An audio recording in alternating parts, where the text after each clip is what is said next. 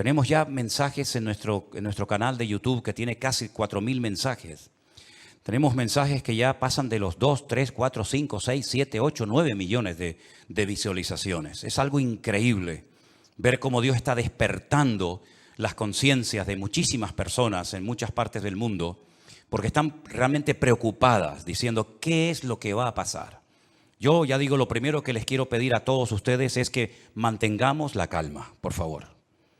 Veo a muchos creyentes nerviosos, angustiados, con miedo, y lo primero que tenemos que tener en cuenta es que el Señor es nuestra paz, que todo está bajo el control de Dios y que aquí no va a caerse ni una hoja de un árbol sin permiso de nuestro Dios.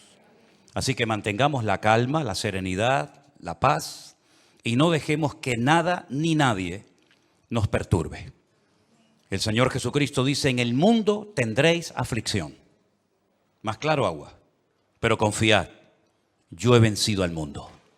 Mi paz os dejo, mi paz os doy, no como el mundo la da.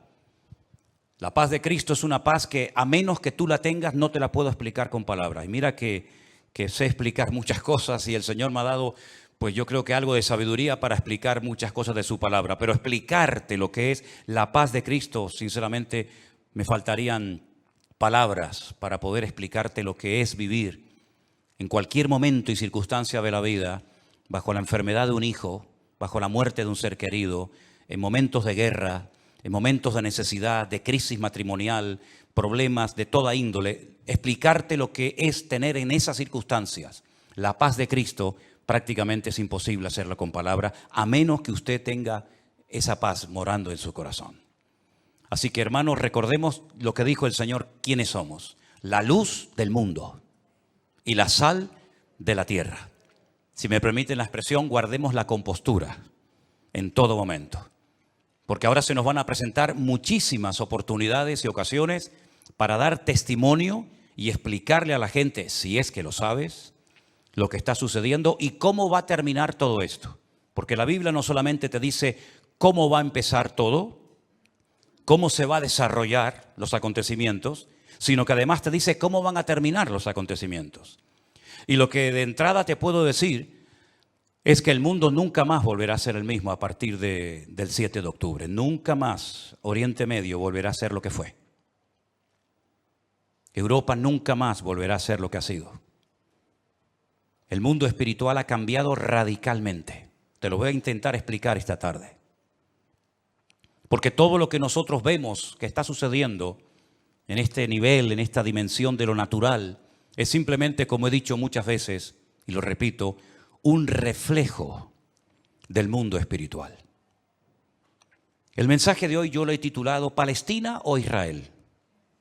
Porque se está oyendo mucho hablar en los últimos días, semanas, acerca de Palestina, de Israel y de Palestina.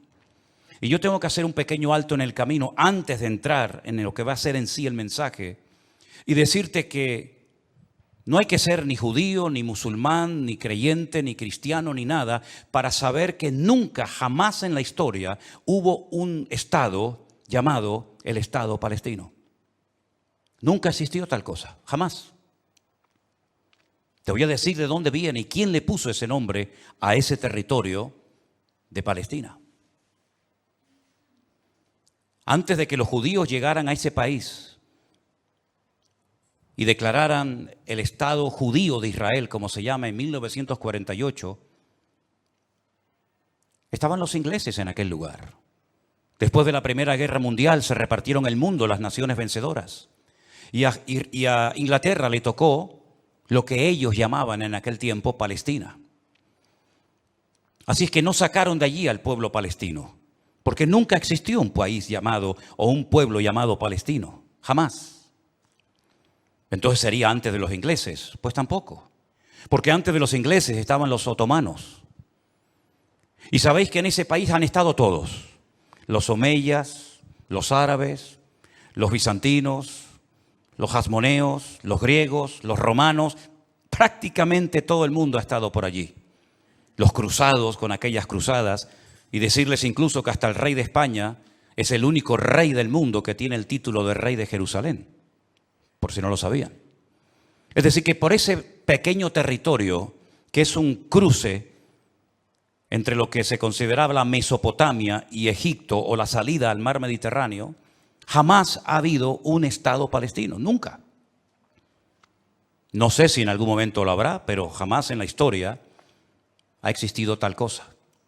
¿De dónde viene entonces el tema o el término Palestina? Realmente el título, el nombre de Palestina fue un castigo del Imperio Romano a los judíos. Me explico. En el año 132 después de la era de Cristo, después del nacimiento de Cristo, hubo un hombre llamado Bar Kokhba. Su nombre significa hijo de la estrella, Bar, hijo, Kokhba, estrella. Bar Kokhba era un judío que fue declarado el Mesías, el verdadero Mesías de Israel. Ustedes saben que el sueño dorado de Israel ha sido la restauración de la monarquía con un rey descendiente de la tribu de Judá. Y este tal Bar Kokhba, el hijo de la estrella, fue apoyado de una forma tremenda por un rabino muy famoso de la época llamado Rabí Akiva. Rabí Akiva, haciendo una pésima interpretación de un texto del Antiguo Testamento donde dice que el hijo de la estrella, hablando del verdadero Mesías, reinaría, apoyó de una forma tremenda a Bar Kokhba y emprendió una rebelión en contra del Imperio Romano. Y durante un par de años logró crear, entre comillas, un pequeño, país independiente que era la región o la provincia del sur de Judea. Los romanos no le iban a permitir ni a Bar Kokhba ni a nadie que pisotearan a Roma, que humillaran a Roma.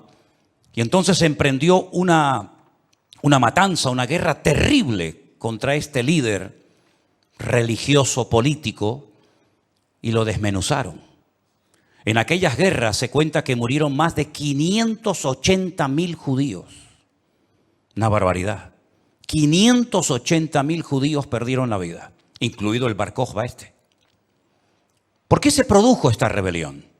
Bueno, hay varios factores, varios motivos. El primero es porque el Imperio Romano había prohibido practicar la Brit Milá, el pacto, la circuncisión.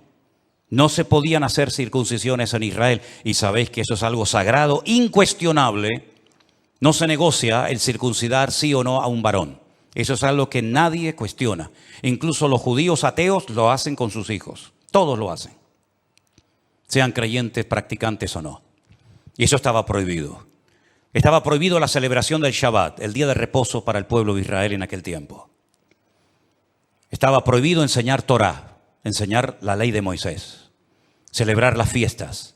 Y para colmo, como ya Jerusalén había sido destruida, totalmente destruida en el año 70 por el hijo del emperador Vespasiano, Tito, la destruyó y cumplió la profecía que Cristo había dicho en Mateo capítulo 24. ¿Veis todo esto?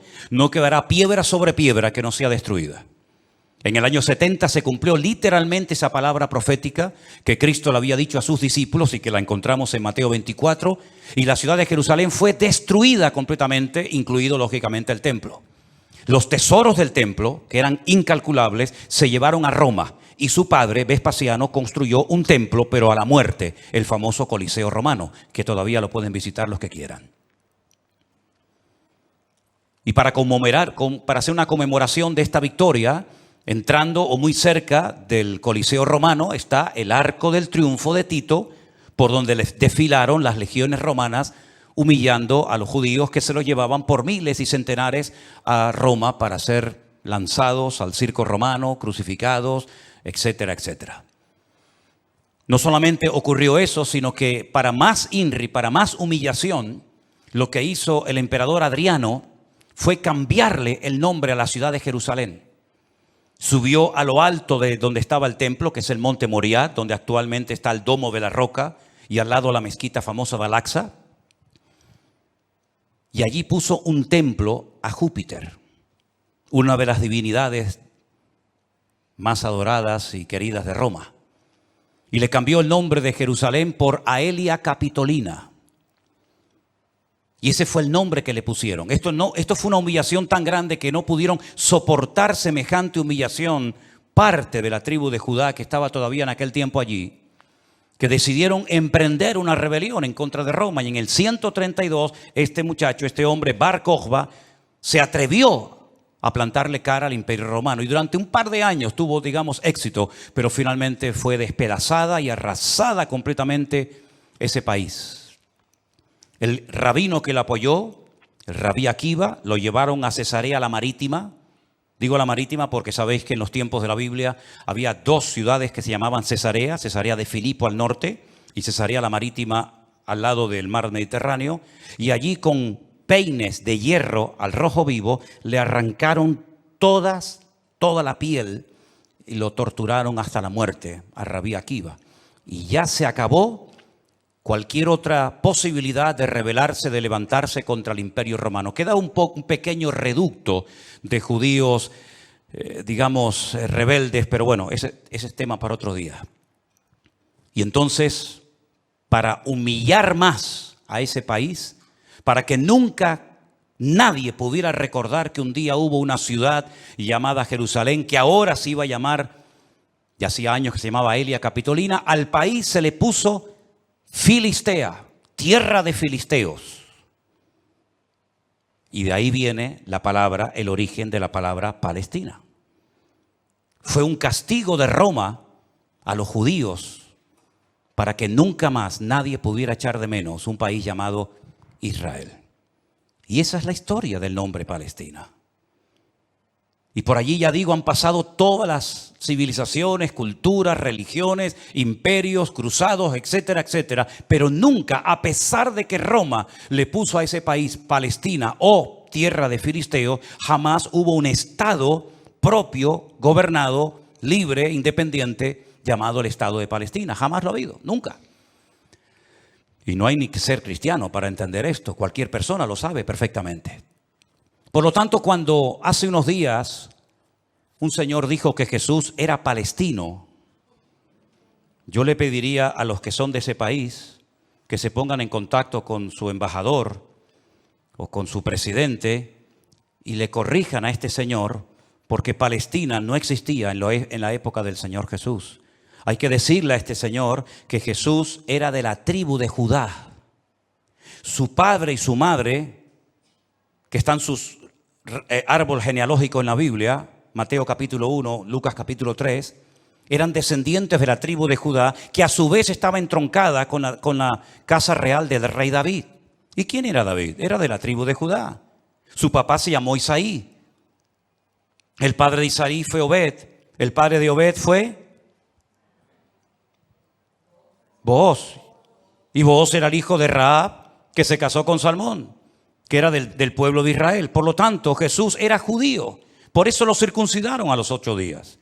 Por eso subía a Jerusalén 3 veces al año, para celebrar las fiestas que la Torá de Moisés indicaba que tenían que subir a Jerusalén. Por eso Jesús nunca fue a una mezquita. Siempre fue a sinagogas. Porque ni siquiera las mezquitas, el Islam, existía en la época de Jesús. Sino que tendrían que pasar más de 600 años, más de 6 siglos y medio, hasta que naciera el Islam. Que por cierto significa sumisión. ¿A quién?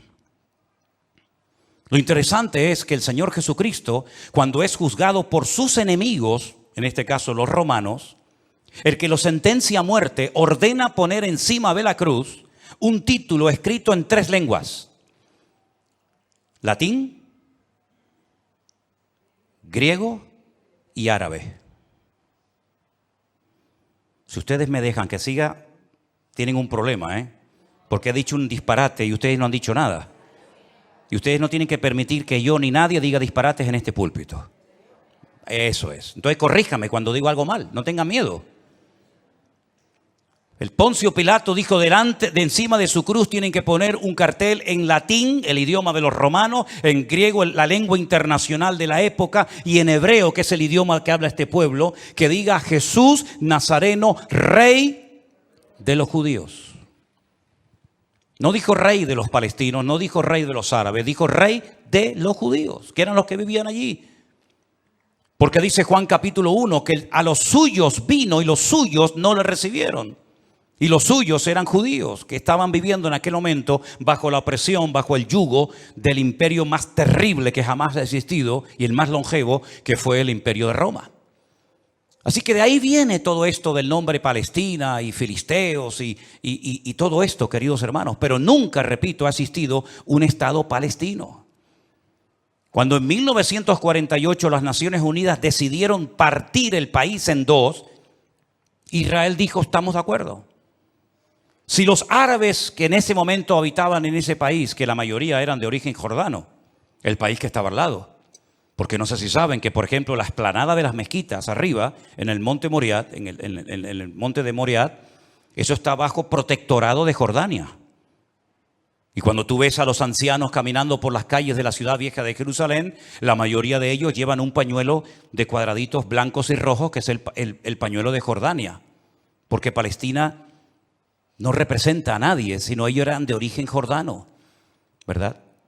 Y es interesante notar que Israel en ese año decidió quedarse con los territorios que las Naciones Unidas decidieron darle. Y los árabes dijeron rotundamente no, que yo digo, si hubieran sido listos en ese momento, hubieran dicho, vale, nos quedamos con la mitad y ya con la mitad, ya que es mía, después podemos hacer otro tipo de presiones, pero por lo menos ya tengo la mitad. Y es que si dices que no, al final no vas a tener ni lo que tenías. Durante todos estos años, desde 1948 hasta hoy, ese país siempre ha estado en guerra o preparándose para una guerra, como dicen allí. Y la cruda realidad es que ese pequeño pueblo ha ganado todas las guerras. No ha perdido ni una. Ha desbaratado naciones tremendamente poderosas con un poderío militar espectacular. Y cada vez que gana, lógicamente, extiende el terreno. No podían entrar los judíos a la ciudad vieja de Jerusalén. ¿Saben la tortura que es para un judío estar viviendo en Jerusalén y no dejarte entrar a la ciudad de Jerusalén y poder acercarte y tocar el Kotel Hamarabí, el muro de los lamentos para orar a Dios? No podían hacerlo. Desde 1948, que entraron allí, hasta 1967, en la guerra famosa de los 6 días, los judíos veían de lejos. Por eso cuando ustedes van a Jerusalén se van a dar cuenta que las casas que están más en alto son las que le permitían al judío poder ver el monte del templo, porque no podían acercarse a tocarlo, ni a mirarlo. Y no solamente desde 1948, desde hace muchos siglos tampoco podían estar allí. Y al final recuperaron la ciudad de Jerusalén. Pero todas y cada una de estas guerras siempre ha cambiado la atmósfera, el mundo espiritual, siempre. Porque algo que tenemos que tener presente es que el mundo natural refleja lo que está pasando en el mundo espiritual, ni más ni menos. Y me gustaría con algunos textos de la Biblia demostrarles que el mundo espiritual es tan real como este mundo en el cual nos movemos tú y yo como pez en el agua. En el libro de Daniel, en el Antiguo Testamento, este hombre está cautivo en Babilonia. Las tribus del sur, Judá y Benjamín, han sido derrotadas, han sido humilladas por las tropas de un tal rey Nabucodonosor. Son llevadas cautivas por 70 años a Babilonia. Algunos se preguntarán, ¿y por qué fueron llevados cautivos a Babilonia justamente 70 años? Bueno, primeramente por su desobediencia, por su rebeldía, por no haber querido arrepentirse. Muchas veces el Señor le mostró a Ezequiel en visión los pecados terribles que ellos hacían en la intimidad, que nadie los sabía, pero que Dios los conocía perfectamente. Y dice que se lo llevaba en visión y le decía, métete por el agujero de esa pared y mira lo que están haciendo ahí adentro, a ver si no son dignos de mi ira y de mi juicio, ¿verdad? Y por 70 años son llevados a Babilonia para que la tierra descanse en una celebración que todavía, en una ley que todavía los religiosos, los agricultores religiosos practican, otros no. Y es la ley de la Shemitah. La Shemitah es una ley que obliga al agricultor, al que se dedica a los labores del campo, a dejar reposar la tierra un año entero. No se puede trabajar la tierra. Nosotros estuvimos este año, creo que fue este año, el año pasado, y veíamos muchos campos muy bonitos, muy bien arados, muy bien trabajados, y otros campos totalmente como abandonados, llenos de malas hierbas, y nos decían, estos son los campos de los agricultores religiosos que no van a trabajar durante este año. Por la ley de la Shemitah, que es el descanso de la tierra. Dios preparó un día a la semana para el descanso del hombre, para que usted no sea una máquina de trabajar y trabajar y trabajar, sino que también reconozca que hay un Dios que creó el universo, la tierra, y nos da la familia y los hijos para disfrutar, y no que usted se ponga con 70, 80 o más años de la vida y lo único que ha hecho en toda su vida es pagar deuda, comprar cosas y trabajar ¿verdad? Como un esclavo, y al final se le fue la vida trabajando, cuando el Señor dice: detente, cesa toda actividad y descansa como mínimo tú, tus empleados, tus bestias, tus animales durante un día a la semana. Y así reconocen la obra creadora de Dios, y así renuevas tu fuerza para empezar una nueva semana con la bendición de Dios. Pero también la tierra, el Señor la cuida, porque dice la Biblia que la tierra es de Dios, no es del hombre. La tierra de Israel no es de los judíos. La tierra de Israel, ese territorio tan pequeñito, no es de los palestinos. ¿Quién es el dueño de la tierra? Es Dios, lo dice en su palabra. Del Señor es la tierra y su plenitud. Y dice la Biblia que durante los 490 años que vivieron allí cuando entraron con Josué, nunca cumplieron la ley del reposo de la tierra. Por lo tanto, la tierra necesitaba descansar 70 años. 70 por 7, ¿cuánto es? 490. Después de los 70 años de cautiverio, logran volver otra vez a su país, restauran el muro, restauran la ciudad, restauran el templo, vuelven otra vez a la vida normal, digamos. Pero sin embargo, antes de salir, hay un hombre llamado Daniel que escribió un libro extraordinario, donde él nos habla de cosas que habían ocurrido, que les habían llevado a esta situación terrible, y cosas que iban a ocurrir en el futuro. Pero una de las cosas que Daniel cuenta muy interesante es el conflicto, la guerra, la realidad del mundo espiritual. Por ejemplo, podríamos leer muchos pasajes, pero en Daniel capítulo 10, a partir del versículo 12, la palabra de Dios dice así: entonces me dijo: Daniel, no temas, porque desde el primer día que dispusiste tu corazón a entender y a humillarte en la presencia de tu Dios, fueron oídas tus palabras, y a causa de tus palabras yo he venido. Está hablando con un ángel que se le ha presentado a Daniel, ¿sí? Mas el príncipe del reino de Persia se me opuso durante 21 días. Pero he aquí Miguel, uno de los principales príncipes, vino para ayudarme, y quedé allí con los reyes de Persia. Intentaremos explicar esto lo mejor posible. He venido para hacerte saber lo que ha de venir a tu pueblo en los postreros días. Porque la visión es para esos días. No es para el tiempo de Daniel, es para los postreros, los tiempos finales. Mientras me decía estas palabras, estaba yo con los ojos puestos en tierra, enmudecido. Pero he aquí uno con semejanza de hijo de hombre tocó mis labios. Entonces abrí mi boca y hablé y dije al que estaba delante de mí: Señor mío, con la visión me han sobrevenido dolores y no me queda fuerza. ¿Cómo pues podrá el siervo de mi Señor hablar con mi Señor? Porque al instante me faltó la fuerza y no me quedó aliento. Y aquel que tenía semejanza de hombre me tocó otra vez y me fortaleció y me dijo: muy amado, no temas, la paz sea contigo, esfuérzate y aliéntate. Y mientras él me hablaba, recobré las fuerzas y dije: hable mi Señor, porque me has fortalecido. Y me dijo: ¿sabes por qué he venido a ti? Pues ahora tengo que volver para pelear contra el príncipe de Persia. Y al terminar con él, con el príncipe de Grecia, que vendrá. Pero yo te declararé lo que está escrito en el libro de la verdad, y ninguno me ayuda contra ellos sino Miguel, vuestro príncipe. Aquí está hablando de príncipe, el príncipe de Grecia, el príncipe de Persia. Habla de un arcángel tremendamente poderoso que aparece en pocas ocasiones en la Biblia, llamado Miguel, que dice que es el príncipe que protege al pueblo de Israel de ser aniquilado y destruido. Porque una cosa que les quiero decir y que os quede clara, y me da igual si estáis de acuerdo o no, me da igual, créame, pero te lo tengo que decir. Recientemente se le preguntaron a altas autoridades de Hamás y le dijeron: si pudierais elegir entre tener todo el Estado de Israel, todo el territorio, de norte a sur y de este a oeste para ustedes, o la destrucción, la aniquilación total y absoluta del pueblo de Israel, ¿qué elegiríais?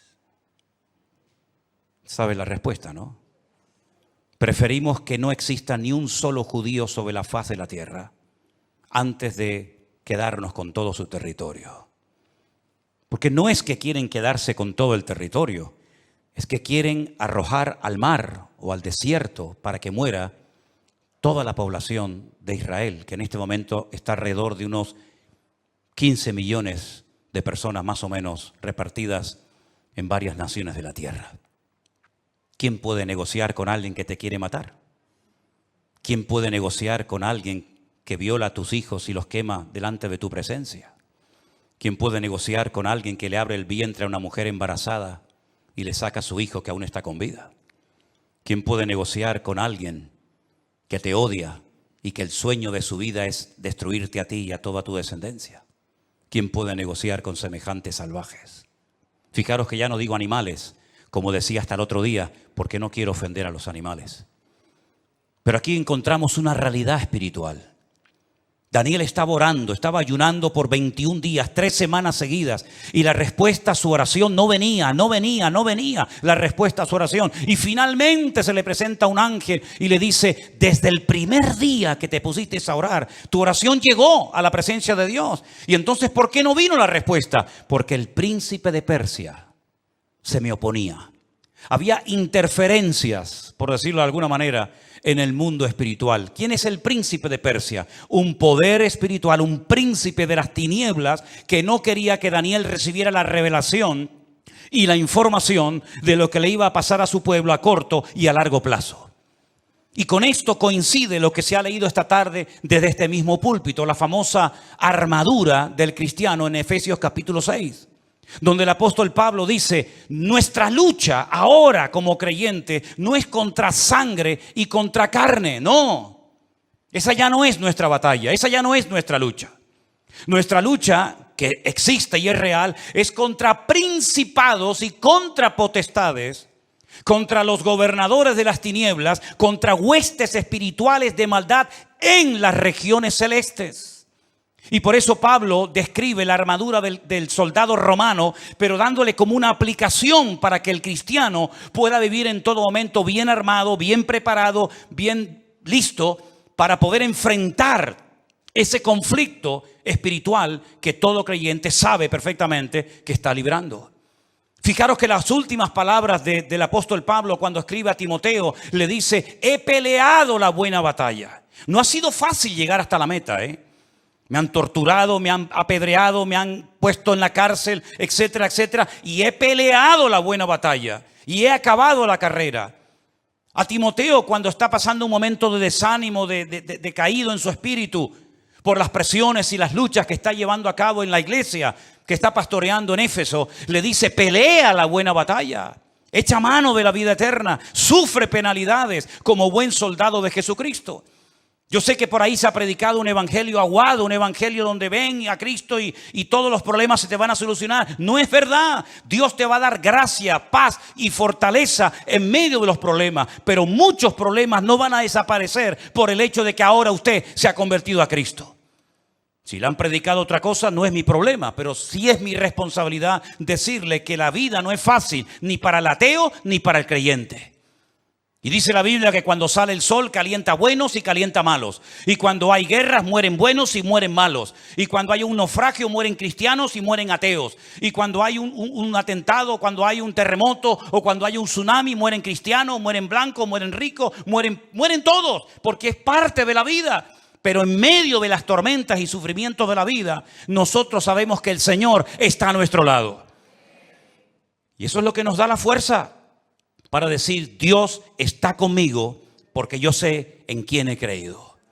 Miren a Job, y no me quiero ir del tema, pero miren a Job, un hombre que perdió a sus hijos, un hombre que perdió su salud, un hombre que perdió su patrimonio, toda la vida trabajando para tener 4 cosas y en un día las perdió todas, como le puede pasar a cualquiera, ¿o no? Sin embargo, cuando su mujer le dice: maldice a Dios, ¿qué tipo de Dios tienes tú? Que hoy te da y mañana te quita, ahora te sana y mañana te enferma. Y le dice: como cualquier persona incrédula, insensata, has hablado.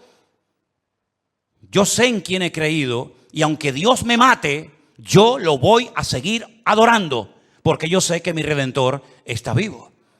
Podemos tener paz en medio de la tormenta, podemos dormir en paz, como dice la Biblia, en paz me acostaré y asimismo dormiré, porque solo tú, Señor, me haces vivir confiado. Y aunque un ejército acampe contra mí, no temerá mi corazón, porque el Señor es mi luz y mi salvación. Son promesas que las hemos interiorizado en nuestra vida y no es como un mantra que lo tengo que repetir para autoconvencerme de que Dios está conmigo. Es que no me tengo que autoconvencer de nada. Él mismo me da testimonio a mi espíritu de que no estoy solo en medio de las luchas de la vida.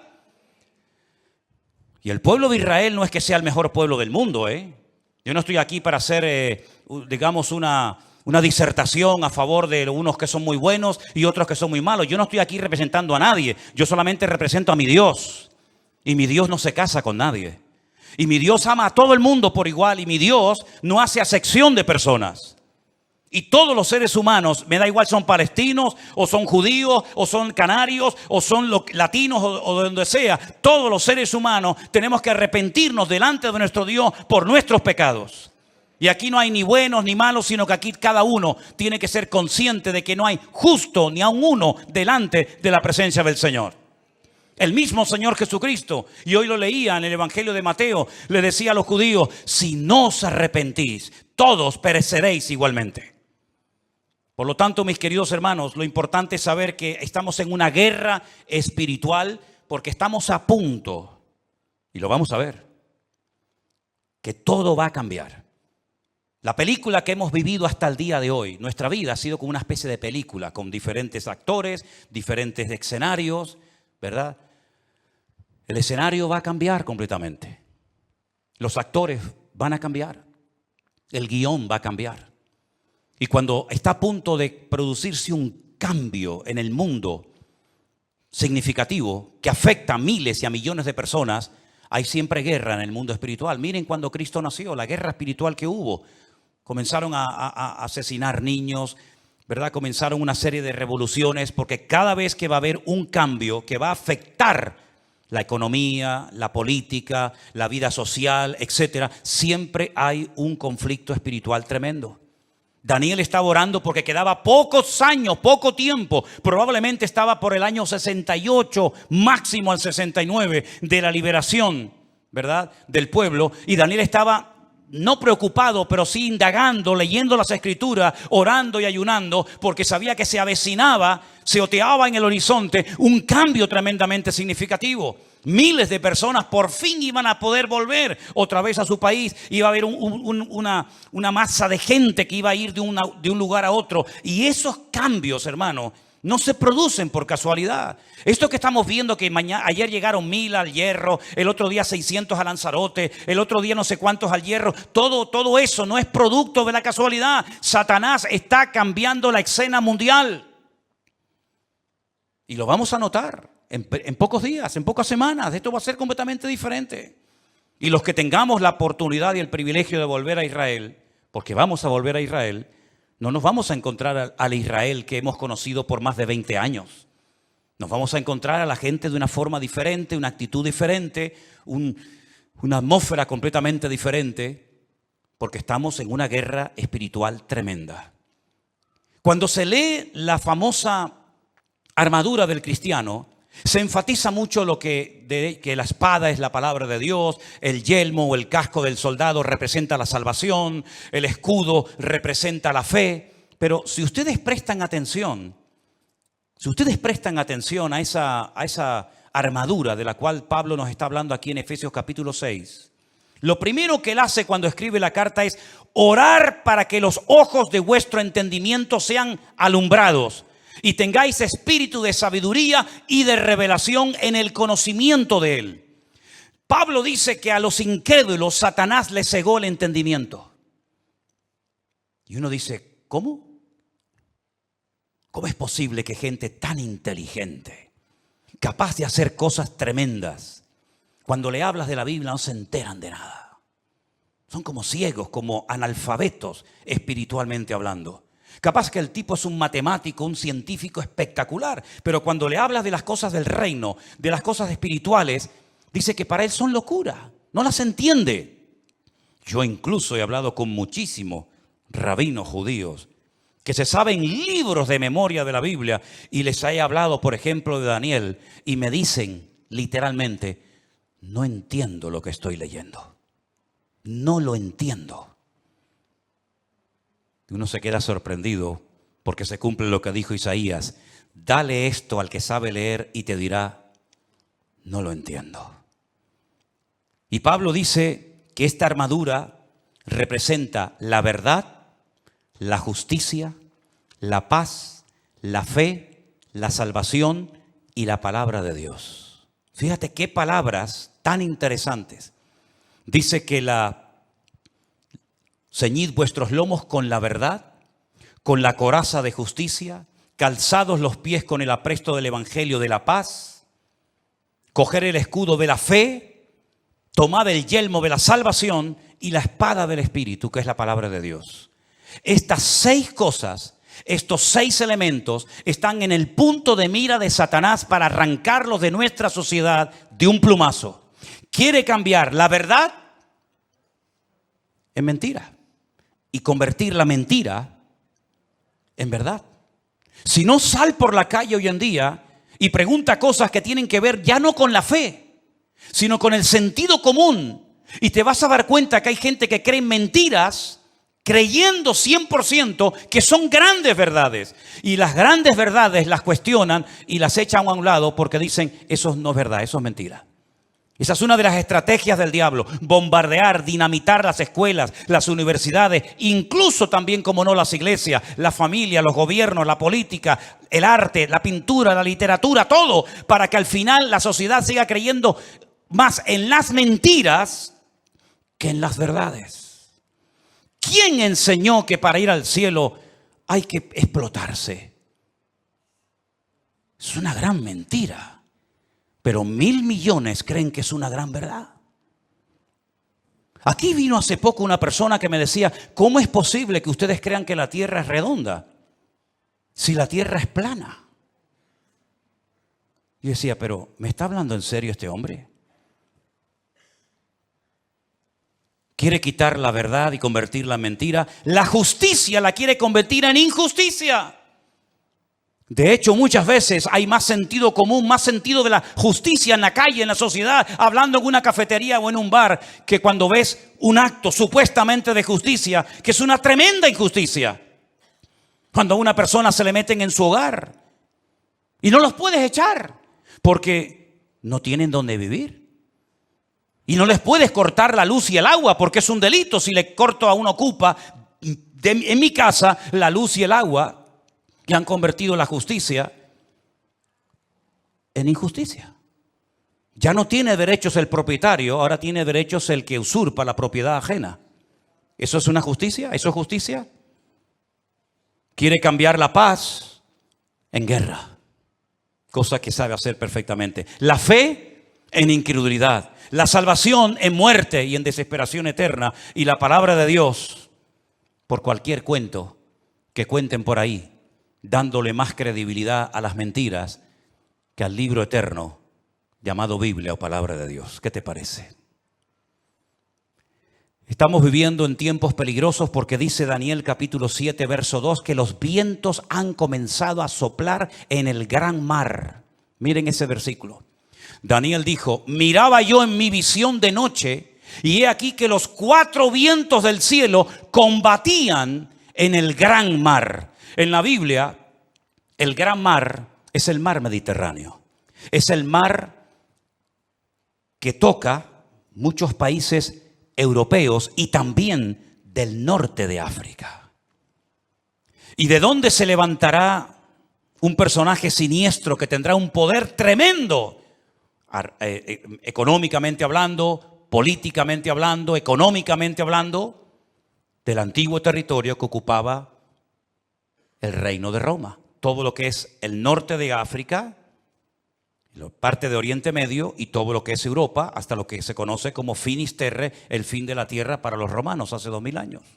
Y dice que en ese gran mar, él vio como 4 vientos, que son demonios, comenzaban a soplar de tal manera que comenzaron a levantarse animales El resto del capítulo no lo voy a leer, pero dice que comenzaron a levantarse animales. Se levantó un leopardo con alas, se levantó un oso con unas costillas en la boca, se levantó un león con alas, se levantó una bestia indescriptible de esa zona donde soplaban los 4 vientos.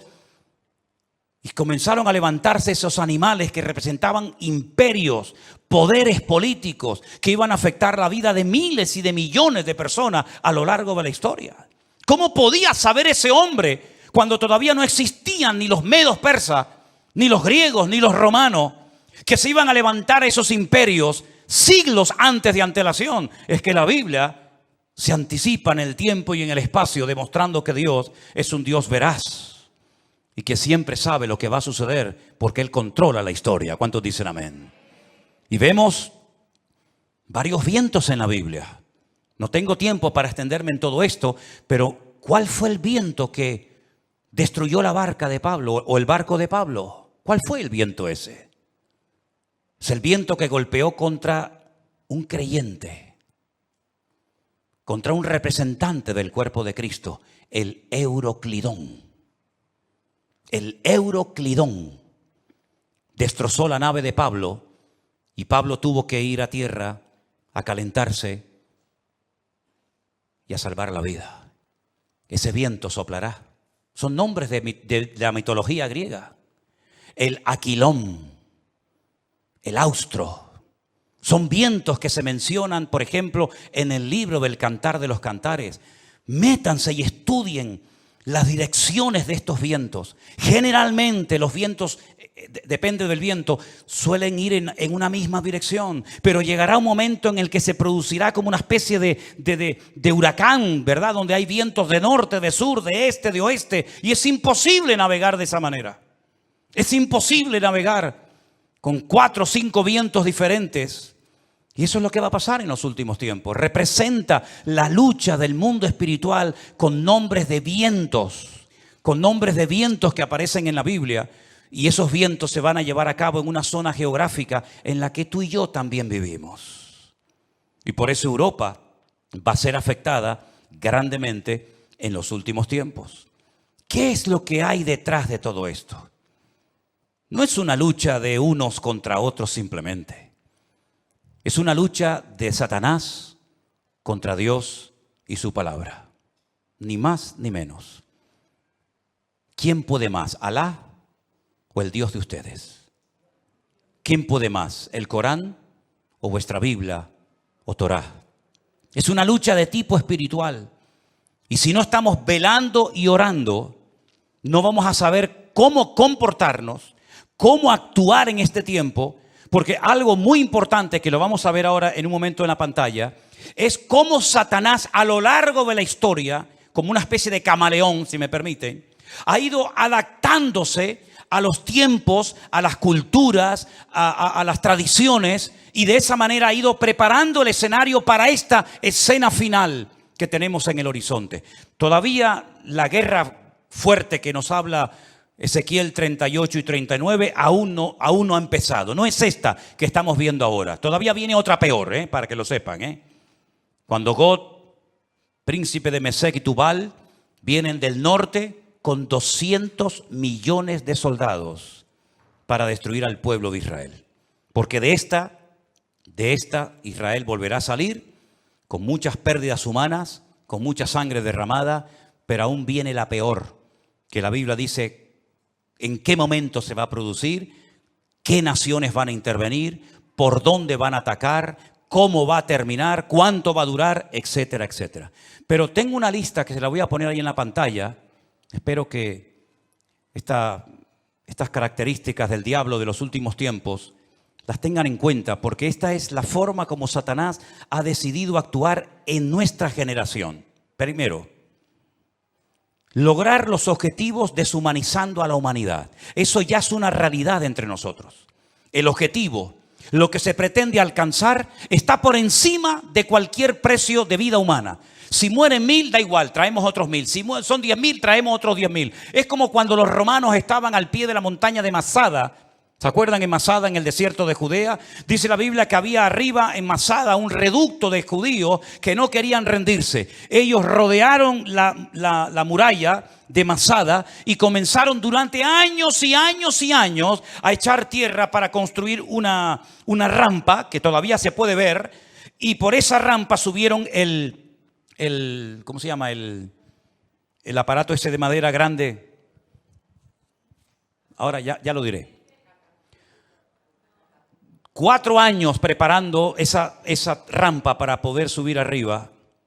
Dice la Biblia que la iglesia es columna y baluarte. Ahí está, ya me vino. El baluarte. El baluarte era esa torre de madera que iban arrastrando los esclavos. Dentro iba llena de soldados y cuando llegaba arriba se abrían las compuertas y salían para atacar. 4 años preparando esa rampa de tierra. ¿Cuántos murieron? Miles, miles. Muchos de los que estaban trabajando al pie de la montaña eran familiares, conocidos, vecinos o amigos de los que estaban arriba, rodeados por las legiones romanas.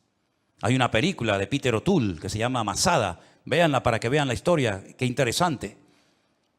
Mataban a 200, 300 esclavos, traían más y traían más. El objetivo es lo principal.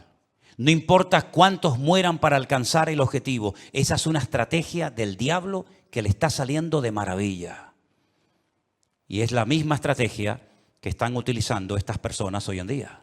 El fin justifica a los medios. La vida humana no tiene ningún valor. El objetivo es lo principal. Número 2. La ambición prevalece por encima del respeto a la vida. Voy a conseguir mi objetivo y alcanzar mis metas a toda costa. Me da igual si tengo que torturar, matar, me da exactamente igual. La ambición, la arrogancia de mi corazón es tan poderosa, es tan fuerte, que si tengo que hacer lo que haga falta, lo hago. Número 3. Alcanzar lo divino olvidando lo humano. Si para ir al cielo y tener las 90 que dicen que voy a tener allá arriba, tengo que asesinar a todos estos, estoy dispuesto a hacerlo, porque lo divino, lo que yo creo que es lo divino, prevalece sobre lo humano. Una estrategia diabólica terrible. Cuando hace unos días vi en un reportaje que hicieron y le preguntaban a unos niños de entre 8 o 10 años, ¿qué quieren ser cuando sean grandes? Y decían, nosotros queremos ir al cielo. Por eso queremos prepararnos y convertirnos en mártires. Una criatura que lo que tiene que hacer es jugar y disfrutar de la vida. Lo divino ha desplazado toda racionalidad o todo raciocinio. Es el mundo al revés. La tecnología de la desinformación. España es número 1 en esto, España es capaz de ponerte una imagen que no tiene nada que ver con lo que está hablando. De hecho, ha habido a veces en varias cadenas de televisión en España que están hablando de un conflicto X, de una situación cualquiera que sea, y ponen unas imágenes de hace años que no tiene absolutamente nada que ver con lo que ellos están contando en ese momento. Como tienen el poder de quitar, de poner, de añadir, de etcétera. Y cuando venga la inteligencia esta que llaman, ¿cómo es? Cuando venga la inteligencia virtual o artificial, perdón, ni te imaginas las barbaridades que vamos a ver donde personas están comenzando a decir cosas que ellos jamás han dicho, pero que por una manipulación de la tecnología te hacen creer lo que no han dicho o lo que han dicho. En fin, una locura. Los medios de comunicación son una fábrica que crea deliberadamente ignorancia. Cuanto más ignorante sea la gente, mejor. La ignorancia para ellos es poder. Cuanto más ignorante sea una persona sobre la realidad, sobre la Biblia o sobre lo que sea, mejor. Creación deliberada de ignorancia. Sembrar confusión, toda la que se pueda y más, engañando deliberadamente a la gente. Poner en duda la credibilidad de la fuente. Por ejemplo, mi fuente de información es la Biblia. Ah, no, pero eso no sirve, eso está caducado. ¿Cómo? No, la Biblia está llena de contradicciones. Y se quedan tan panchos. Y se quedan tan tranquilos. ¿Cómo que está llena de contradicciones? ¿Dónde están las contradicciones? No, eso está lleno de eso no, esta no es la Biblia verdadera. ¿Cómo que no es la Biblia? No, la Biblia verdadera la tienen los curas en el Vaticano, me dijo una vez uno. Es decir, tiran por tierra la fuente, la fuente mía no vale, la que vale es la tuya, la de internet, que te metiste anoche, leíste no sé qué. Esa es la verdadera, que ahora nos están fumigando. Esas nubes que aparecen en el cielo son aviones que nos están fumigando para que no llueva. Dios, pues menos mal que nos fumigaron para que no lloviera, ¿eh? Porque ayer hablaba con un pastor de Madrid que me dice, no puedo salir del coche porque tengo el agua hasta el cuello. Increíble, ¿no? O cuando vino el COVID, ¿se acuerdan? Esto es una estrategia de los Illuminati, de los masones, para una drástica reducción de la población humana. Pues qué malos fueron, porque me parece que murieron como 2 o 3 millones en el mundo y somos 7.000 millones. Lo hicieron muy mal, ¿eh? Y que todos los que nos vacunamos en 2 años morimos. Pues se equivocaron, porque ya llevo 3, vivo y coleando. Pero en fin, esta fuente no vale, la que vale es siempre la de ellos. Negar los hechos. No, eso no fue así. Eso no fue así. Tengo imágenes de satélite, donde se ven desde los satélites cómo lanzan los distintos cohetes. Y más de 550 cohetes lanzados desde la Franja de Gaza, no uno como el del otro día, 550 cohetes han caído dentro de la Franja de Gaza. No, pero eso es manipulación. Eso es manipulación. Bueno, producir ignorancia manipulándolo todo, pervertir las prioridades. Como aquellos que estaban construyendo un edificio tan grande, que dice que se tardaba 1 año en subir un bloque desde abajo hasta arriba. Y cuando iban por el camino iban tan agotados que caían, se mataban. Y entonces la gente comenzaba a llorar y decía, pobrecito, no lloro por él, lloro por el ladrillo que no logramos ponerlo arriba. Lloraban más por el ladrillo que se había perdido que por la persona, por la vida que se había perdido. Hermanos queridos, vivimos en un mundo loco, al revés y patas arriba. Y permítame decirles que esto no ha hecho más que empezar. Nosotros como cristianos y como hijos de Dios no tenemos que tener ningún temor, porque ya sea que vivamos o muramos, somos del Señor. Y las puertas del Hades no prevalecerán contra la iglesia, dice la Biblia. E Israel no porque sea el mejor país del mundo, sino porque Dios tiene un pacto y unas promesas con ese pueblo, y Dios lo hace por honor a su nombre, va a proteger a esa nación. Dios ama a todo el mundo por igual, y todo el mundo necesita arrepentirse y humillarse delante de la presencia del Señor. Porque aquí el gran problema es que al Señor Jesucristo lo rechazan por todas partes. Pero ojo, también los católicos rechazan a Jesús, ¿eh? Cuando usted le da más culto a su madre que a Jesús, usted está rechazando a Cristo. Cuando usted le da más prioridad a la madre que al hijo, usted está blasfemando el nombre de Dios. Ay, no diga eso. Pues ¿qué quiere que le diga? Cuando usted le da más honra, más culto, más reverencia a la criatura que al Creador, usted está haciendo exactamente igual que aquellos que no quieren saber nada del Señor Jesucristo.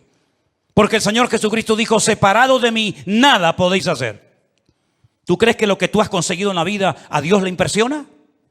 Dime la verdad. ¿Tú crees sinceramente que lo que tú has conseguido con sudor y lágrimas durante toda tu vida, Dios lo necesita? ¿Te lo vas a llevar en la caja cuando llegues a la otra vida? A Dios le impresiona. Ay, todo lo que tiene. Dios tiene 1000 veces más cosas que tú. Por lo tanto, Dios no necesita nada de nosotros. Somos nosotros los que le necesitamos a Él. Porque ya el Señor Jesucristo lo dijo, separados de mí, nada podéis hacer. Y esta realidad espiritual en la que estamos viviendo tú y yo hoy en día, la única forma de mantenernos firmes en el día malo, y ya empezó el día malo para nosotros. Mira, Moisés tuvo su día malo, Salió a dar una vuelta y se cargó a un hombre. Ese fue el día malo de Moisés. Pedro tuvo su día malo cuando aquella chica le apuntó con el dedo y le dijo, tú eres uno de ellos. Y él le negó. Ese fue el día malo para Moisés, para Pedro. Elías tuvo su día malo cuando una depresión lo prendió y le dijo, Señor, quítame la vida, ya no aguanto más, estoy solo, ya no quiero seguir adelante. Ese fue el día malo. Adán y Eva tuvieron su día malo en el huerto del Edén. Pero tarde o temprano todos tendremos nuestro día malo.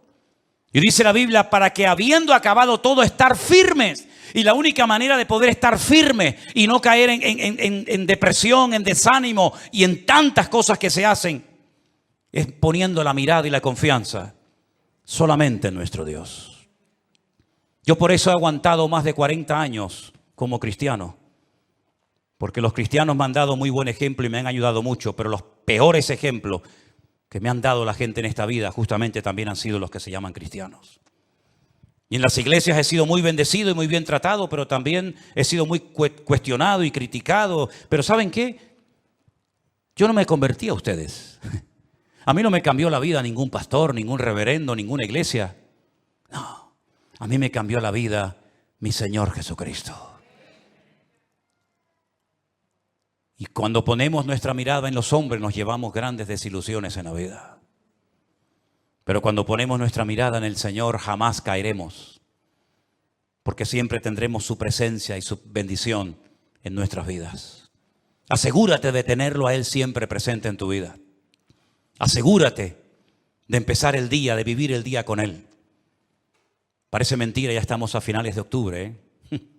Se nos fue otro año prácticamente. ¿Y cómo va a terminar el año? Antes del 7 de octubre, todo era diferente. A partir del 7 de octubre, todo ha cambiado. Ayer cuando veía 34 líderes mundiales, incluido...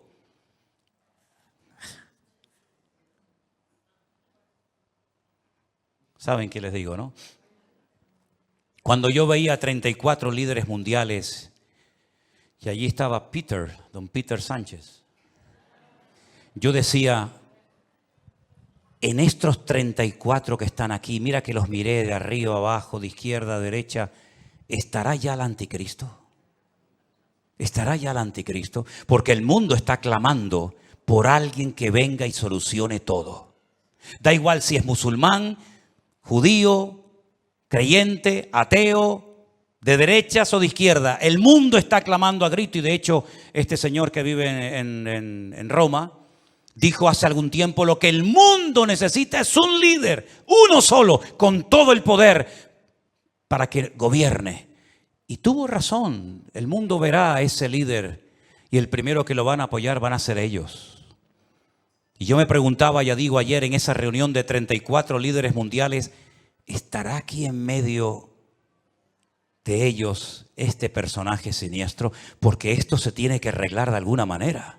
Cada vez que empieza una guerra, sobre todo de Israel, siempre a los pocos días se reúnen o en el Cairo o en cualquier país para decir, sí, ahora no empiecen así, me parece, creo que es aquel, me parece, no. Siempre ahora todo el mundo se lleva las manos a la cabeza. Hay que parar esto como sea. Hay que pararlo antes de que entren los del norte. El único que puede traer paz a la tierra es el príncipe de la paz, que por cierto no fue invitado a esa reunión. Los ciegos guiándolos a ciegos. Cuando todos los que están ahí deberían de haber dicho: hagamos una oración y démosle gloria a Dios, para que Dios nos ayude a solucionar los gravísimos problemas que tenemos y que no sabemos cómo solucionar. ¿Vieron el último discurso del presidente de Salvador, Bukele? ¿Lo vieron? ¿Lo oyeron? Qué interesante. Qué interesante. Empezó su discurso diciendo: quiero dar toda la gloria a Dios. Uno de los países más violentos del mundo, donde todos los días había cantidad de asesinatos, de crímenes, de secuestros tremendos. Se ha convertido en uno de los países más seguros del mundo. Ya no hay delincuencia, ya no hay robo, ya hay una tranquilidad en las calles tremenda. Y una de las cosas que dijo ese presidente en ese discurso fue: le pedimos sabiduría y revelación a Dios. En una semana solucionamos todos los problemas, no murió absolutamente nadie. Y el país más peligroso del mundo, en proporción a otros, se ha convertido como botón de muestra de otras naciones de la tierra. Pero cuidado con quitarle la gloria a Dios. Porque en el momento en el que le quitemos y le robemos la gloria a Dios, puede volver otra vez el enemigo a traer sangre a nuestras ciudades. Qué ejemplo tan grande, ¿no? Cómo me gustaría a mí ver en España Me imagino que a ustedes, venezolanos, colombianos, cubanos, argentinos, ¿verdad? ¿Cómo nos gustaría ver a todos y a cada uno de nosotros que antes de hacer una reunión para intentar solucionar un problema dijeran, bueno, vamos a hacer una cosa. Vamos a orar, vamos a pedir la bendición de Dios para que Dios nos dé sabiduría y salgamos de este lugar sabiendo lo que tenemos que hacer. ¿Creen ustedes que a Dios no le agradaría que lo invitaran a una reunión para que Él les diera sabiduría a toda esa gente? Por supuesto que sí, pero me parece que no lo vamos a ver. Me parece que no lo vamos a ver. Así que, hermanos míos, cierra tus ojos en esta tarde y vamos a decirle, Señor, nosotros sí te queremos. En estas reuniones no te quieren, pero nosotros sí te queremos, porque te necesitamos más que nunca. Y queremos que tú traigas primeramente paz a nuestras vidas, paz a nuestros hogares y sobre todo que te vean a ti y te reconozcan a ti, el único Dios vivo y verdadero, porque es la única manera de que podamos, como dice la Biblia, vivir reposadamente. Te damos gracias, Señor, en esta tarde por tu palabra. Te doy gracias porque sabemos que en esta lucha la victoria es nuestra. Porque Cristo ha vencido al enemigo y tu victoria, Señor, prevalece por encima de todo. Te ruego, Señor, en el nombre bendito de Jesús, por esta situación, por este caos tremendo, que nadie sabe cómo pararlo, nadie sabe cómo solucionarlo. Pero yo te ruego, Señor, por tus hijos, por los que te han recibido, por los que han creído en ti, Señor, que esos son tu verdadero pueblo, Señor. Me da igual si son judíos o gentiles, los que te han recibido en sus corazones, te pido que los guardes, los bendigas, los fortalezcas y que nos mantengamos firmes en estos tiempos difíciles y peligrosos en los que nos ha tocado vivir. Guarda a nuestros hijos, Señor. Queremos también hacer una oración especial pidiéndote por todas esas criaturas, esos niños pequeñitos y sus padres que han sido llevados de una forma cruel, terrible. Señor, que vuelvan todos y cada uno de ellos, Señor, cantando y alabando y dándole gloria a Dios. Señor, en el nombre de Jesús, tú no tienes ningún problema en resolver nuestros problemas si te pedimos ayuda. Por eso, Señor, métete en nuestra familia. Toca la vida de nuestros hijos. Toca la vida de los líderes del mundo para que te reconozcan y clamen a ti, Señor. Faraón pidió ayuda y la recibió. Nabucodonosor pidió ayuda y la recibió. Señor, te pedimos que toque los corazones, que te lleves corazones de soberbia, de piedra, y traigas humildad y arranques las mentiras a las que se agarran millones de personas, porque la única verdad eres tú, Señor Jesús. Gracias por tu paz y por tu presencia en nuestras vidas. En el nombre de Jesús. Amén y amén. Nos ponemos de pie, mis queridos hermanos. Si tú dispusieres tu corazón y extendieres a Él tus manos, levantarás tu rostro limpio de mancha, será fuerte y nada temerás. Te acostarás y no habrá quien te espante, y muchos suplicarán